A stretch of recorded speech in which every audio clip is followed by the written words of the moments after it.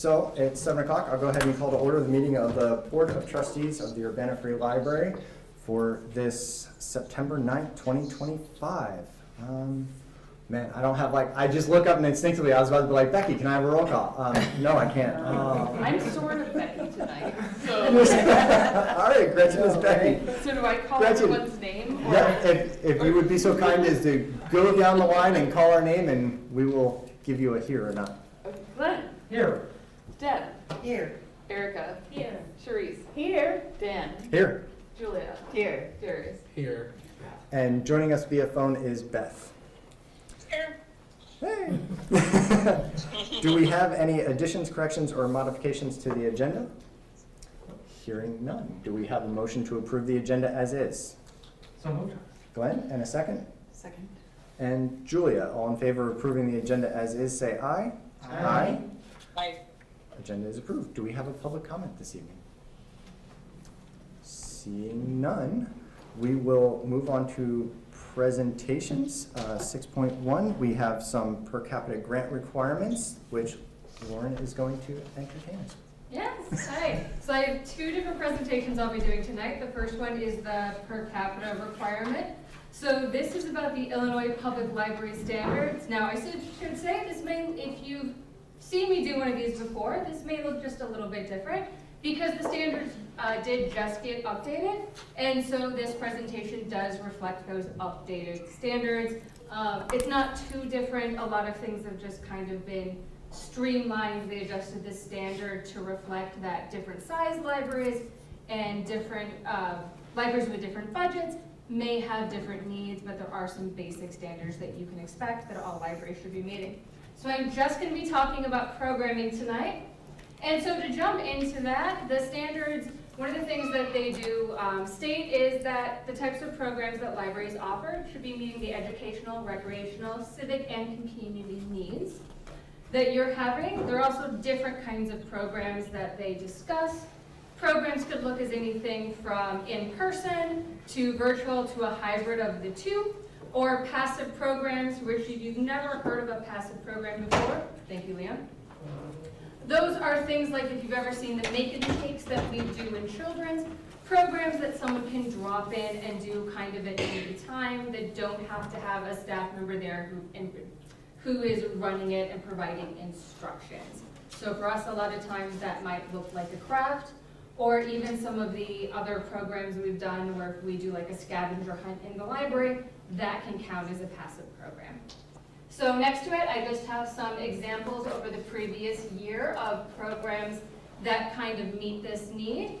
One is educational and a little bit recreational too. I have one of the first art and science programs we did, which is Inking the Brain, which is where you see the person in the blue. Then next to that, for virtual programs, we are a member of Illinois Libraries Presents, who offers virtual speakers throughout the year that could be just well-known speakers, different topics, or well-known authors. Here you have one of the things from last season where they had Jason Reynolds come and speak, who is a fantastic speaker, and I highly recommend his books. Then down below for educational, again, we have a program for kids where we came and brought different kinds of insects. It was with the university partner.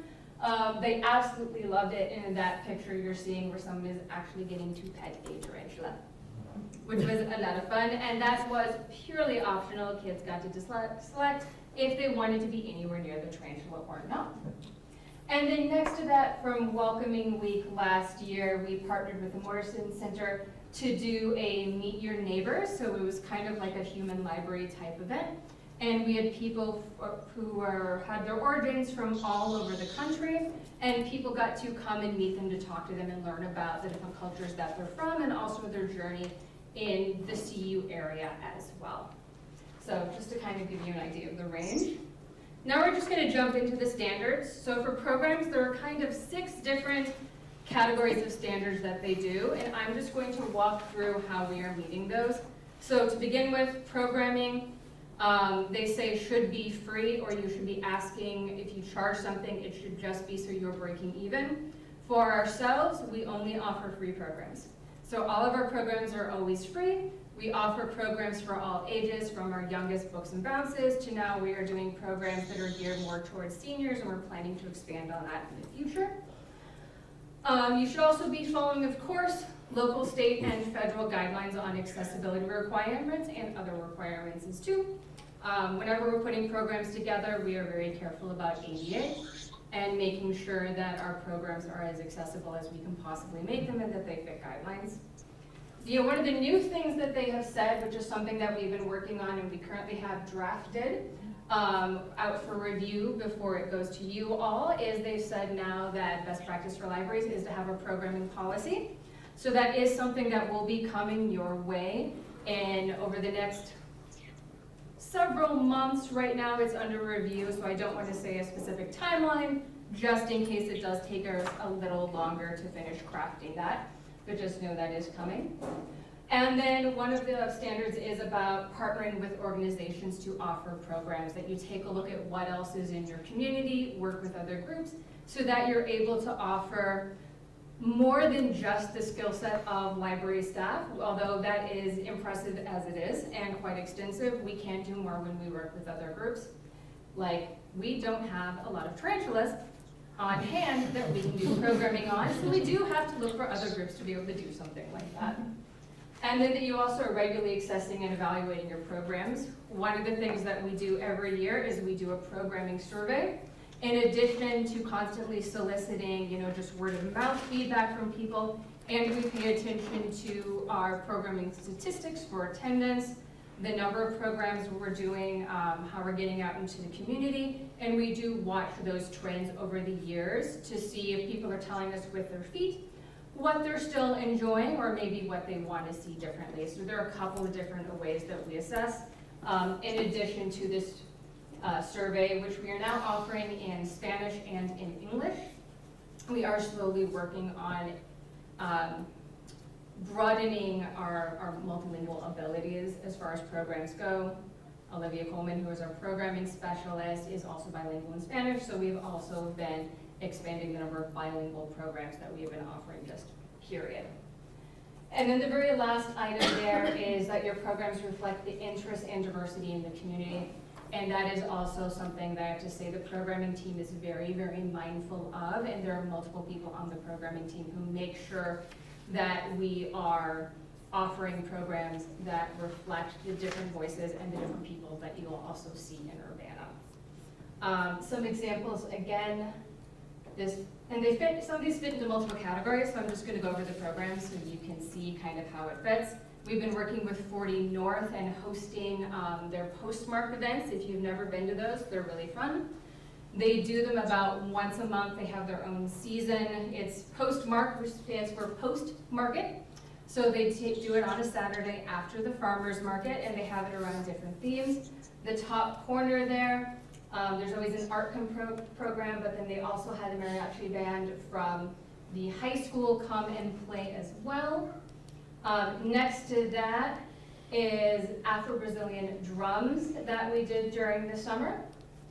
Below that, for adults, one of the things we hear the most from adults is that they really are looking for programs that breaks that barrier of isolation, makes it easier to meet people, and in ways that doesn't necessarily involve having to go to a bar or having to go to a place where they're going to have to spend a lot of money to be there as well. So a program that people love every year now and look for is our adult spelling bee program. So down there you see the winner with the trophy surrounded by other people. And then next to that was a picture from this year's fairy tale ball, where one of the things that we did is connected with a new ballet troupe in town, and so they actually did some scenes from, I believe it was Sleeping Beauty. Although, to be honest, I would have to go back and check to make sure. It has been about 5 months at this point. And then they also did mini little ballet lessons where they taught a couple steps. It was a lot of fun. So that just gives you an idea of kind of the diversity and the range of programming we're doing to make sure we are meeting those standards. So that is everything I have about the standards. So now we're going to jump right into summer reading. Unless you have any questions about the standards, I'll pause first and just see. Yes? I was wondering, obviously you said you were drafting it, but the program policy, is that more like logistics, like having, I was just curious, like what is in a program policy document? But don't worry if it's still under construction. There are things under construction, but some of those are things that are in the standards. So it's things like we will work with outside groups and the kinds of groups we will work with. It codifies a lot of what we're already doing and the practices that we already have. There isn't really that much in there that might be considered new at all. So things like if we bring in groups to speak and we're working with a group, it's not a commercial opportunity. So we will share information, but it is not an opportunity for people to try and sell something to somewhere else or bring people in as clients that they're going to be having to pay for a service or something like that. So it kind of follows those kinds of practices. It's that our programs are free, that we serve, all ages. It defines the kinds of programs that we do. So the same sort of things I went to, that recreational, educational, these are the kinds of programs that we try to do to meet the needs of the people of Urbana, that we will regularly evaluate our programs. It'll have more of those kinds of things in there.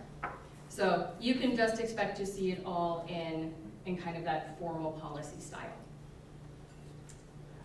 I had exactly the same question, so thank you, Julie. And then second question is, when we partner with other groups, say Folk and Roots, to host their events, does that count as library programming, or does it not because they may or may not be free?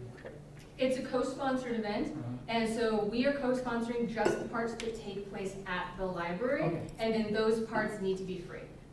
So for Folk and Roots, our performances are free. When we partnered with Pygmalion for a little while and we were bringing authors in, those events that we did were always free. And they do count as part of our programming here?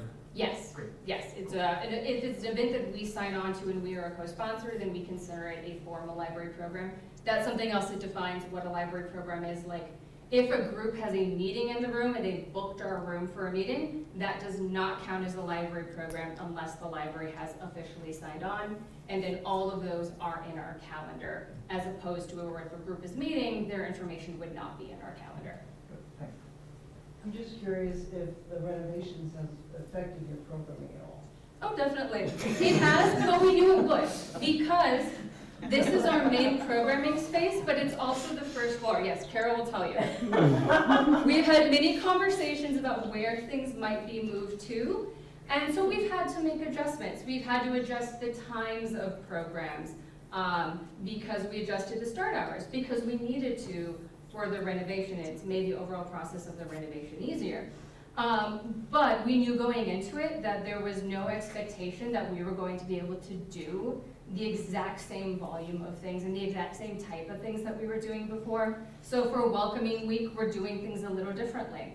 We are hosting the awards again, but normally we would also host an event right afterwards with the winners and everyone as kind of a meet and greet, and there would be food, and that would be on the first floor. There just isn't space to do that during the renovation. Like, we couldn't set up food in here and have the awards. If you've ever been to the awards, this room will be packed. We do watch the count of people to make sure that the fire marshal is happy, and we haven't, broken fire code. But this room is so packed, there's no way we'd be able to set up food in the same space and have spaces that are comfortable to eat. So that's a change we've had to make. We've had to adjust some other things as well. But it's been very important to us, and we've talked as a team about what we could do and then what adjustments and what were realistic expectations for us to have for ourselves during the renovation period. One of the things we have done that I'm going to be talking about a little bit with summer reading is we've also adjusted the focus a little more on outreach then and getting out into the community as well, knowing that we want people in the library during this time, and it's very important for us that people continue to come to the library. We also want to be going out to people where they're at. So we've definitely made some adjustments. Thank you. Any other questions along these lines? All right, let's talk summer reading. Okay, so I think what we're gonna have to do is I will just go through it like this, if that's okay. Yeah, sure. Apologies for that. 1 out of 2. All right, so our theme this year, we follow the I Read themes. Those are part of the Illinois Library Association. They set themes that all libraries can use for summer reading, and we really like the themes that they have been done and the artwork that they tend to supply for that. So we have been using the I Read themes. This year that was Level Up at Your Library.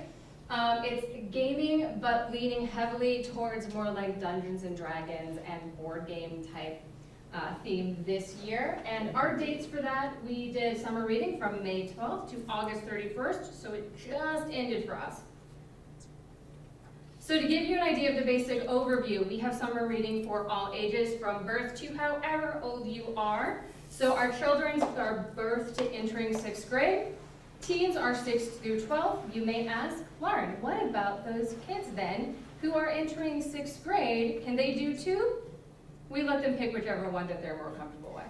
Some of them prefer to still use the children's focus of doing it, and some go, no, I am a teenager now, I am going into middle school, and I want to take part in the teen one, so we let them choose whatever they're most comfortable with.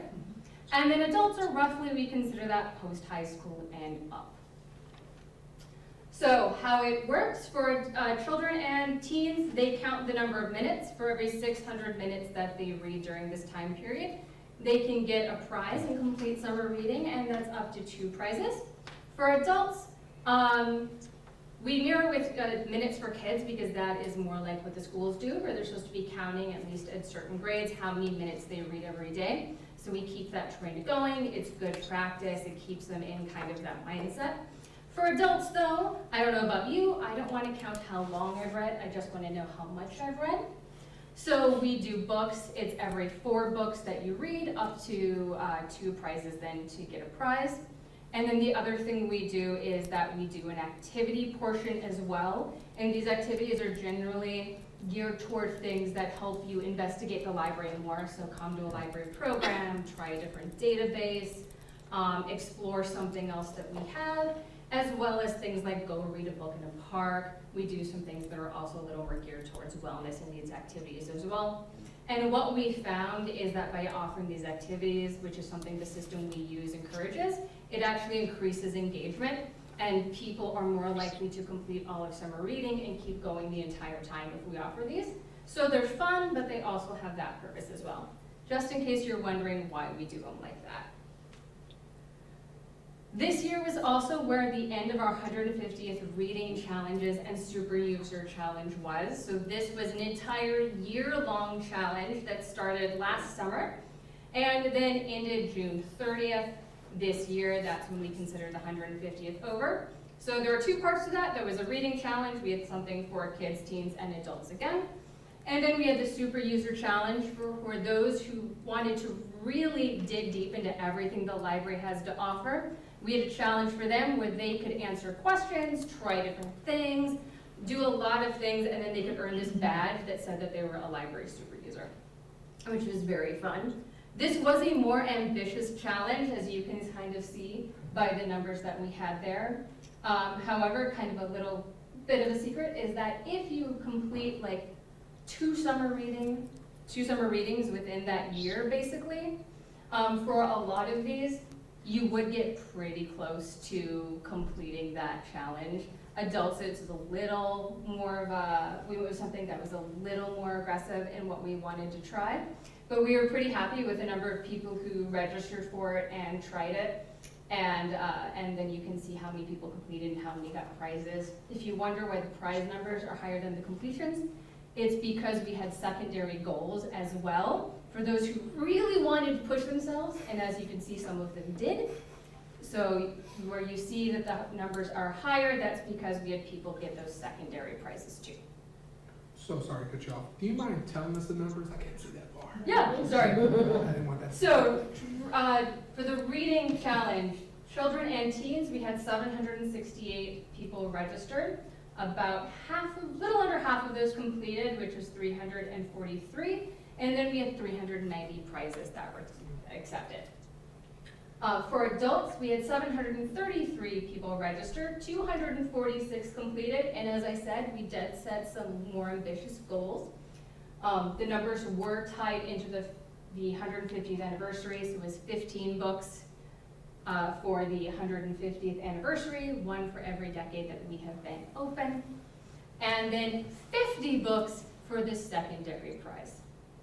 And then our super user, we had quite a few people register for the super user challenge. Over almost 1,200 people registered for the super user challenge.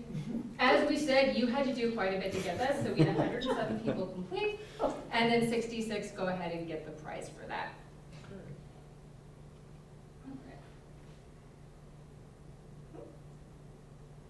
So then summer reading statistics, I'll read these as well since I know that's a little bit harder to see. So what this is this compares this year to last year. In almost all age groups, we had a higher percentage of people who actually registered for it. See, I'm not gonna read across, I'm just gonna give you a summary of the data, if that's okay, because I don't think anyone wants to hear me read a table. But in a brief summary, children had almost 130 more kids register for the program this year than last year. Teen, it was pretty close to the same, just slightly higher, and then adult was slightly under by 8 people. We had 8 people register an adult than last year. Our completion percentages were higher though, so if I compare those, so children's, it was a little lower. We had 70.43% of people complete, and what that means is they got their first prize. So of those who registered, 74.43 people completed. Last year it was 71.4. For teens, this year we had a greater number of them complete than last year, a greater percentage. We had 70.34 complete, and the completion rate last year was 63.8.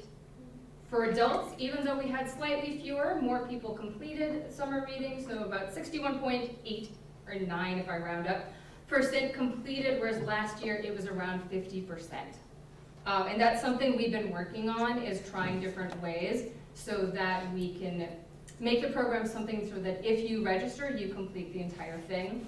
One of the things that I do track that I don't have on here is the percent of people who, if they logged a single minute or book completed, and that percentage is much higher. So that the average for that percentage, so if you log it all, if you participate in the program, you will actually complete it, is between all of the age groups, that average is 90%.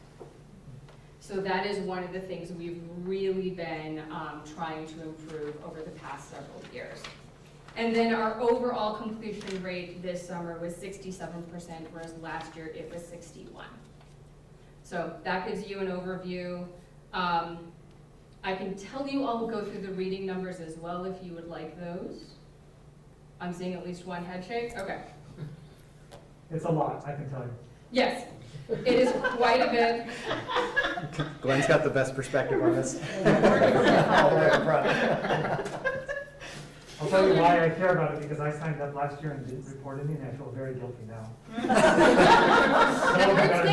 That hurts me. That's right. So the other things we do for summer reading beyond these challenges is, of course, programs.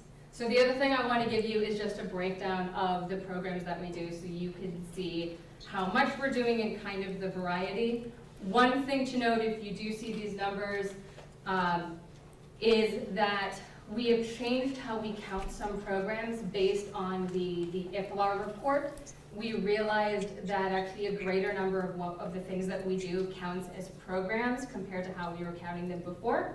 So these numbers are higher, and in some cases what that actually reflects is that we changed the way we count what a program is versus what an outreach event is. But by the most, we did a little more programs than we did last year. May is always, it's a short month because we're actually just counting half the month because we're only counting from the time that summer reading starts. So that was 36 programs in May for about a little over 1,600 attendance, 51 programs in June for almost 1,400 in attendance, 44 programs in July, 1,500 people in attendance, and then in August, 38 programs with 1,000 people in, a little over 1,000 people in attendance. We always expect in August we're going to see a little bit of a dip in numbers because we know people are preparing for back to school. It is also the time then where it's that last rush to get any summer vacation that you want. So we always know things are gonna be a little lower. If I look back at historical data, no matter how many programs we do, that trend tends to hold the same. But you may be asking, so what kind of programs did you actually do? So here are just a few highlights. That first program there under program highlights, where someone is doing something like this, that is a slime program. We could do slime programs all the time and we would absolutely pack the room. Kids love slime, but we spread it out over a couple times during the year. The next one up above, this was right at the tail end of the 150th, so we actually brought back our 150th anniversary time travel escape room. And what you're seeing there is one of the puzzles. And when we brought that back for one weekend, pretty much all the slots got filled up for it.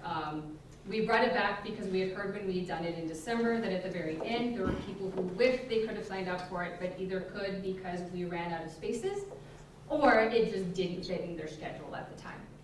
So that was a lot of fun to do as well. Also trying to get out into the community more. The picture there is one of the play days in the park that we went to, where we brought a craft to the park.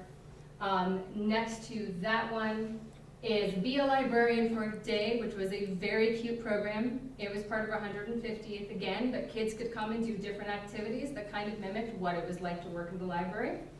If you saw any of our children's displays over the past month, we actually had some out where the kids who came to this program created a list of books or topics, and then we actually took those and made them into real displays in the library. So they could come in and see them later. And we actually had a couple kids do that, and it was very, very cute. Under that, we have a crafting program for adults.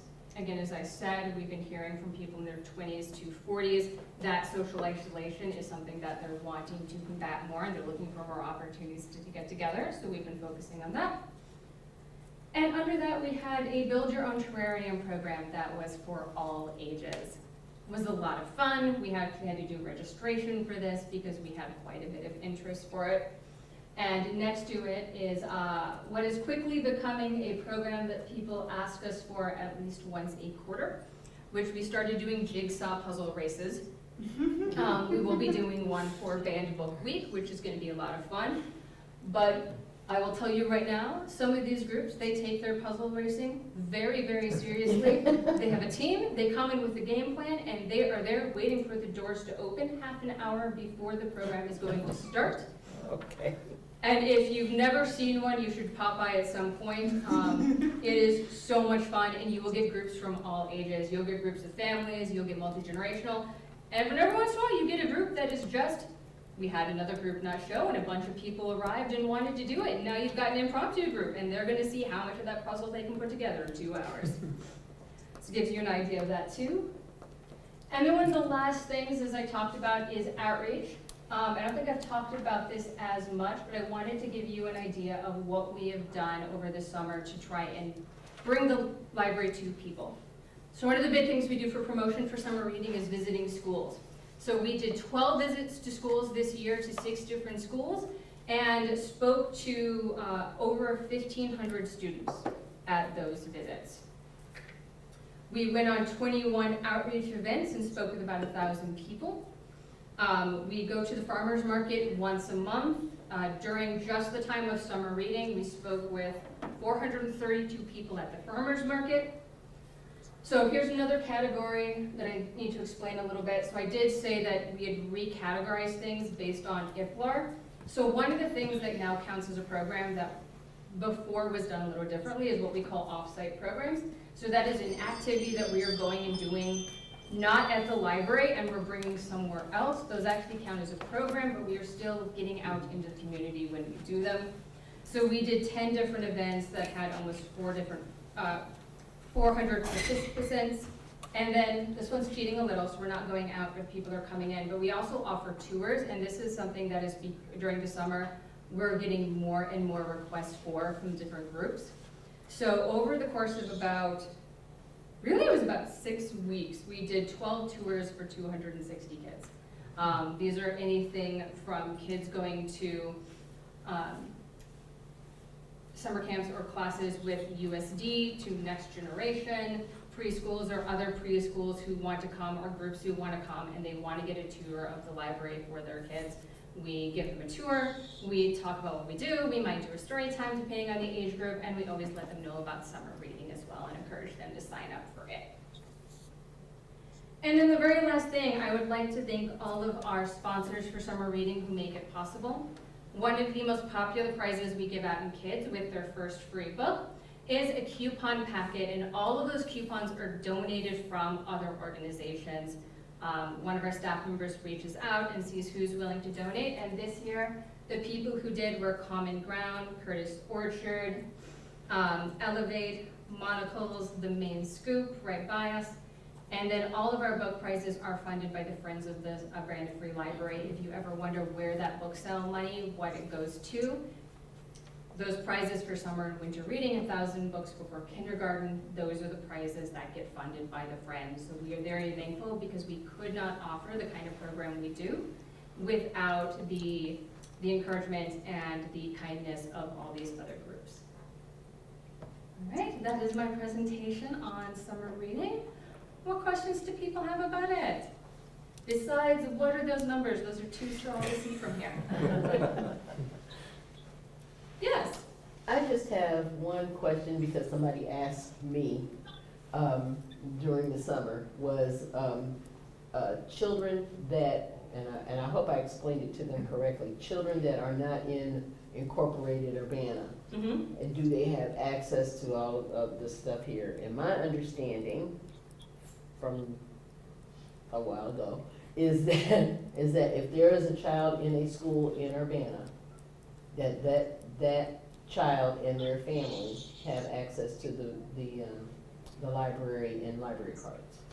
That is, yes, that is just for library cards. So if you have, so we all know there are areas of Urbana that are not incorporated. They may be in the school district, but they are not in the taxing district of Urbana, which means they're not in the taxing district for the library either. There are different rules and laws that govern who we can and can't give cards to, and it does have to do with that. And so yes, we have an IGA with the school system that they will send us lists of students and their names and information, and then we are able to provide those students with a library card because we have the IGA. So they do some things for us, and we're able to offer these cards, and that is how the students are able to get cards. For summer reading though, you don't have to have a library card to participate. Okay. Well, we encourage everyone to get a library card, especially if they're able to get one of the free library cards because they're in the taxing district. We don't want to create more barriers to participation than we need to, because for some people, they don't even want to deal with the computers to register. For kids, we actually have this. This is what we did this year, so it kind of, tied the game design. And what they do is every 15 minutes they read, they color in one of these, and when they hit certain spots, it tells them that they get a prize. And then we'll do all the computer work for them. So they just bring this in, we do the registration, so we have all the numbers that we need in one place. But we do try to make it easy as we can for them. And so also when we're going out to outreach, when we're talking to people and signing them up for cards, one of the things that we do ask is, okay, so you aren't in the taxing district of Urbana, but do you have a student that goes to the school district? Because you can then present us with proof of that, or if they are already in our system and because the schools have given us the information, we can then still provide them with a card. Okay. So yes, you gave them the right information. I was Thank just, I you just for wanted that. to make sure I had actually given the correct information for that. Appreciate you sharing it. Any other questions? Thank you so much. There's a lot of information packed in there. Thank you.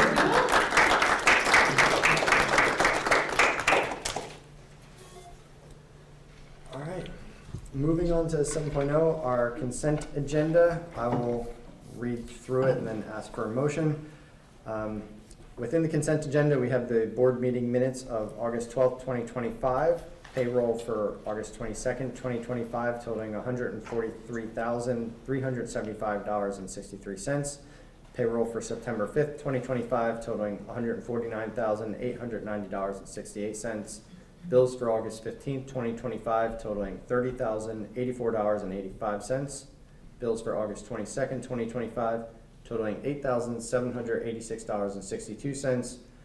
Bills for August 29th, 2025 totaling $39,770.35, and bills for September 5th, 2025 totaling $54,404.13.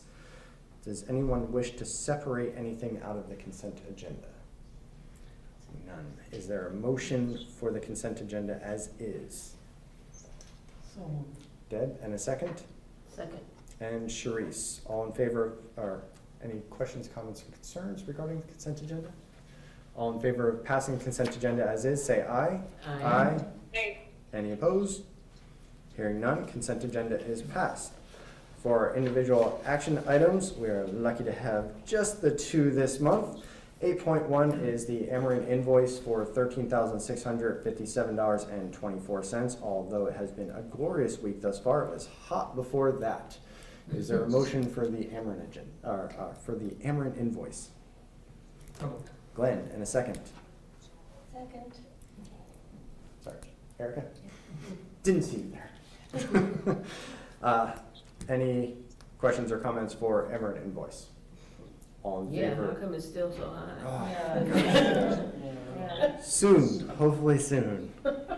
Okay. I don't have the answer to that one. That's the only comment I had. It was like, my goodness, it went from 11,000 to 13. Yes, Okay. somebody dialed up the heat. It was almost like it was August. Okay, All in favor of paying Amarin, say aye. Aye. Any opposed? Hearing none, Amarin invoice is approved. And 8.2 is FY26 budget amendment. This is to add $10,000 in donations that were previously not added to the budget, and that will be allocated to $5,000 each for adult and children's book prizes.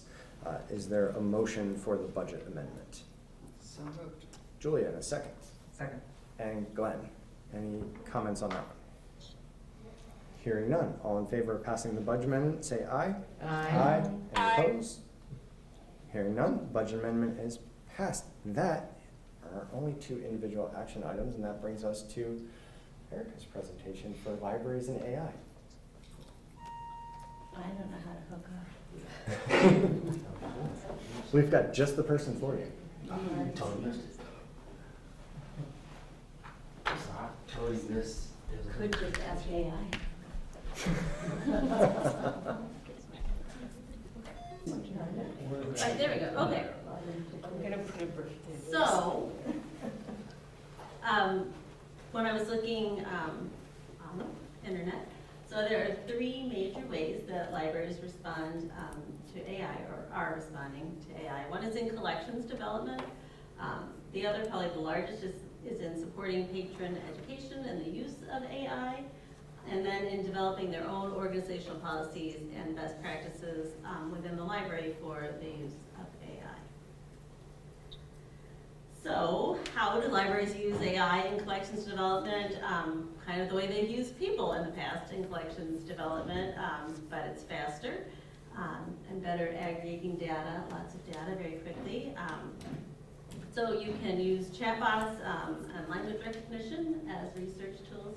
Did anybody see today that Apple released the new iPods with instantaneous translation? So that's super cool. And I imagine you could do that then in libraries with search tools as that technology becomes available. Using data to predict demand, optimize acquisitions based on what people are checking out. Again, we're doing that already using data, but AI is just faster. Although according to my husband, not necessarily as accurate. And using that data to analyze materials used and inform how, what programs we do and things like that. And unlike ChatGPT, I did use my sources down here on the bottom. If you'd like to know where I got them. They're not hallucinated? No, I didn't hallucinate them. Yeah, one is from a library in the United Kingdom, the other is from Georgia, public libraries. One article I saw, the ALA article, said that the goal of libraries was to be a dynamic, positive influence in AI, and I liked that. Because we do hear a lot about the negative connotations of AI, and they're certainly out there, but there are lots of positive things.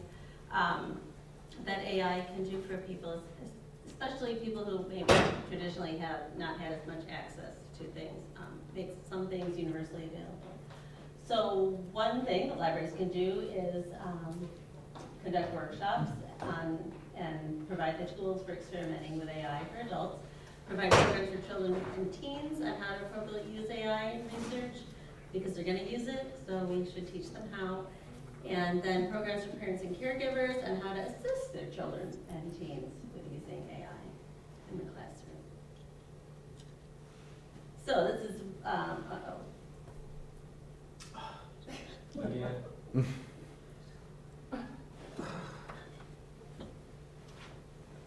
I could just say it out loud. That's why we need Windows computers. That explored AI's benefits and risks to help prepare them for the tech-driven future. The New York Public Library had a program welcoming experts to explore how AI addresses global challenges and privacy and human rights. Queens Public Library had a program called We Are AI and was designed, I thought I was going to say, to educate people about AI and ethics. Skokie Public Library, closer to home, organized an event for parents that focused on AI and education and shared strategies for parents on how to navigate conversations about AI. Brooklyn Public Library had a hands-on workshop where participants learned how to enhance their resumes and cover letters using ChatGPT. Has anybody plugged theirs in? I plugged mine just to see what it would do. It did sound better. Let's see, positive use. The Contra Costa County Library had a workshop on how AI could be used in genealogy research, which is actually kind of interesting, in restoring old photographs and creating a digital family history. The San Jose Public Library had a program on machine learning and ChatGPT to help patrons better understand AI. And San Mateo County Libraries had a event with classes for community members to help them gain a solid understanding of how to use AI to prepare for new opportunities in the economy. So lots of libraries kind of doing programs that help people have access to AI and the tools and job creation and things like that. So organizational use policy, this is so hard without, I keep looking up there like it's up there. Organizational use policy generally includes provisions on purpose, responsible data handling, ethical guidelines, prohibiting surveillance and discrimination, and requiring verification of AI-generated information. Also addresses data privacy to protect patron and staff information, sets boundaries on what data can be provided with AI, and establish roles and training for staff AI usage. So if at some point we want to develop an AI policy, those are the things we might consider. I thought when I was looking through there, I thought it was kind of funny that I was looking at the Georgia Public Library's page on AI and libraries. Right at the top of the page, it said, beyond this point, everything on this page, other than direct links to resources, will be AI generated and human edited. Already being used. Yes, that is my presentation. Sorry, it wasn't. ChatGPT could have done better. Yeah, oh yeah, It's a you great- can ask away. It's a great exercise in perseverance for technical challenges. Having read all that you read, do you think we should have an AI policy? Probably. Yeah, I mean, it's not going away. A lot of us wish it would just go away. But it's not going away, and people are gonna use it. And I think that people are gonna come into libraries asking for help with it as people hear about it. They wonder, what is ChatGPT and what can I do with it? And there are implications, I think, for data surveillance and things like that with AI. So, yeah. Because, you know, your privacy goes away the minute AI is using you for its research, and the minute you put something into ChatGPT, it is using you. So, yeah, it'd probably be a good idea. I'm not the one to draft that policy, but yeah, I was surprised to find kind of as much, you know, kind of in the bigger urban areas, they are really kind of starting to address it. And it makes sense to teach people, because if some people are using it for their resumes, we all ought to be able to use it for our residents. Does anyone know of service desk requests that have come in for assistance with it? I've never had anyone ask. It's only a matter of time, it sounds like. Yeah. Yeah, I imagine people are curious. I imagine if you did a program on it, people would come. I would think. Yeah. I can tell immediately my students that use AI. It sounds too good. You would have known. See, if that presentation is AI, you would have known. Thank you, Erica. We'll move on. Reports from the liaison officers. I'm going to assume for Friends, due to library construction, there's probably still no updates on there because they're holding off until the spring.